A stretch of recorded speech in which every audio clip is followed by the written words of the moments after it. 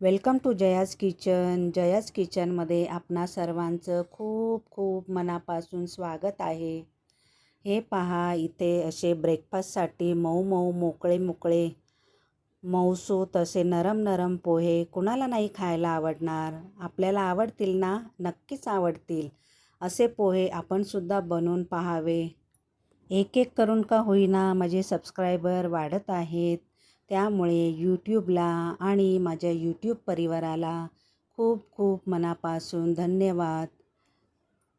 आपण माझी रेसिपी कोणत्या भागातून पाहत आहात हे सुद्धा कमेंटमध्ये सांगा, जेणेकरून मला कळेल की माझी रेसिपी कुठपर्यंत पोहोचली आहे. काहींना पोहे नुसतेच खायला आवडतात, तर काहींना असे पोह्यांवरती शेव टाकून खाल्लेली आवडते. हे पहा, लिंबूसुद्धा आपला ठेवलेला आहे. लिंबू पिळून पोहे खाल्लेले खूप छान लागतात. तर आपल्याला कसे आवडतात? शेव टाकून आवडतात की बिगर शेव टाकलेली आवडतात? इथे कढईमध्ये आता 2 चमचे तेल टाकलेलं आहे. तेल आपलं चांगलं गरम होऊ द्यायचं. त्यामध्ये हे पहा, मी शेंगदाणे घातलेले आहे. शेंगदाणे आपले छानपैकी क्रिस्पी फ्राय करून घ्यायचे आहे. मी कढईतून शेंगदाणे काढलेले नाही आहे. मीडियम आचवर शेंगदाणे फ्राय करून घेत आहे. शेंगदाणे आपले छानपैकी फ्राय झाले. हे बघा, माझा कॅमेरा थोडा हलला आहे. हे पहा, इथे मिरची घातलेली आहे. पोहे बघा आपले, मिरचीसुद्धा आपली छान क्रिस्पी भाजून घ्यायची आहे, फ्राय करून घ्यायची आहे. हे पहा, किती नाईस शेंगदाणे आपले दिसत आहेत. वाव! मिरची आणि शेंगदाणे पहा एकत्रित किती खुलून आले आहेत. असे शेंगदाणे आणि अशी मिरची आणि अशी त्यावर कढीपत्त्याची फोडणी दिली तर आहाहा, पोहे आपले काय एक नंबरच, भन्नाटच होतील. हे पहा, मिरची कढीपत्ता घातल्यावर पुन्हा त्याला एकजीव करायचा आहे. पाहू शकता आपण, शेंगदाणे पहा कसे क्रिस्पी दिसत आहेत.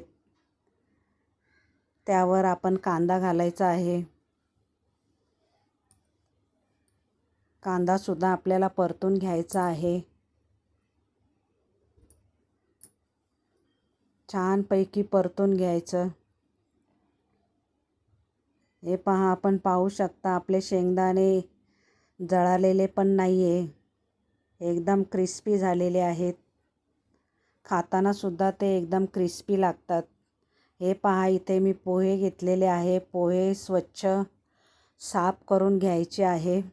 हे पहा, इथे चाळणीमध्ये मी चाळून घेतलेले आहे. जे छोटे छोटे पोहे असतात की नाही, तर ते चाळून घ्यायचे. नाहीतर आपण काय करतो, असेच भिजवून घेतो, मग त्यामुळे आपले पोहे असे लगद्यासारखे होतात. त्यामुळे ते चाळून घ्यायचे छान. आणि हे पहा, आता इथे चाळणीवर मी पोह्यांवरती 1 तांब्याभर पाणी ओतलेलं आहे. हे पहा, आपल्याला व्यवस्थित आपल्या हाताने एकजीव करायचा आहेत पोहे. छानपैकी असे व्यवस्थित करायचे आहे. हे पहा, एकदम व्यवस्थित नरम नरम आता आपले पोहे दिसत आहेत. हे पहा, इथे आपला कांदा मऊसर झालेला आहे.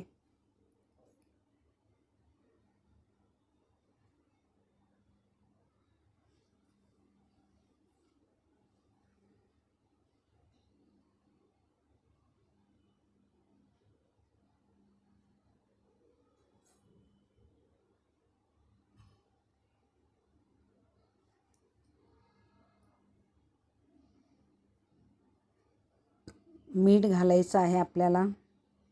मीठ घातल्यानंतर पुन्हा एकजीव करायचं आहे.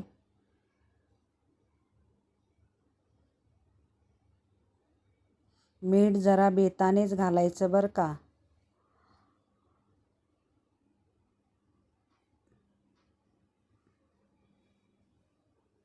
हे पहा, मीठ घातल्यानंतर पुन्हा एकजीव केलेला आहे व्यवस्थित. इथे हळद घातलेली आहे, थोडीशी कोथिंबीर,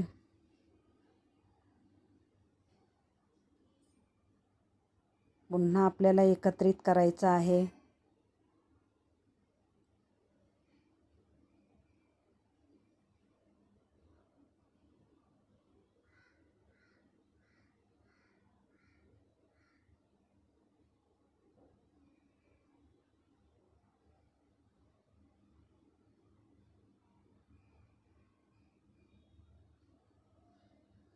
हे पहा, छान व्यवस्थित एकत्रित करून घेतलेलं आहे. आता यावर हे पहा, पोहे आपले छानपैकी मऊ झालेले आहेत. हे पहा, मोकळे मोकळे झालेले आहेत.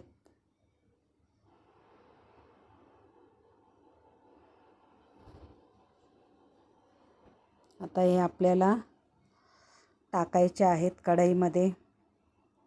हे पहा, कढईमध्ये टाकलेले आहेत.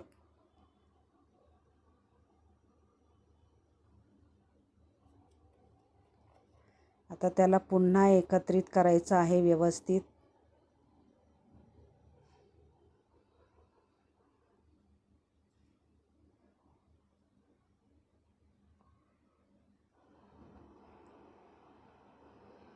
छान व्यवस्थित आपल्याला एकत्रित करायचं आहे.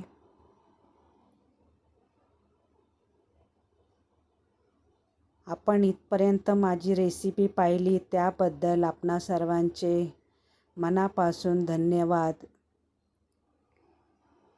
व्हिडिओला लाईक करा, शेअर करा, कमेंट करा आणि हो, सबस्क्राईब करायला मात्र विसरू नका.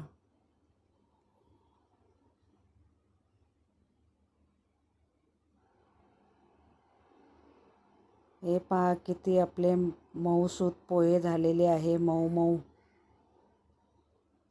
छानपैकी. आता त्यावर आपल्याला पुन्हा कोथिंबीर घालायची आहे.